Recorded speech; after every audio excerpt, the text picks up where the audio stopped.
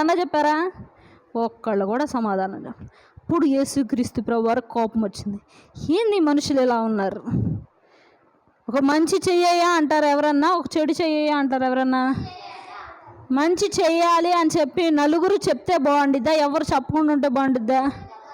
బాగుండిద్ది కదా. ఇంకా కానీ వాళ్ళు ఒక్కళ్ళు కూడా నోరు తెరవట్లా, చెయ్యయ్యా ధర్మం చెయ్యం కదని. ఇప్పుడు యేసుక్రీస్తు ప్రభువారు వాళ్ళ ఇంకా కలయ చూచి అని ఉండేది బైబిల్లో. కోపపడి కలయ చూచి అంటే ఏంటి అర్థం?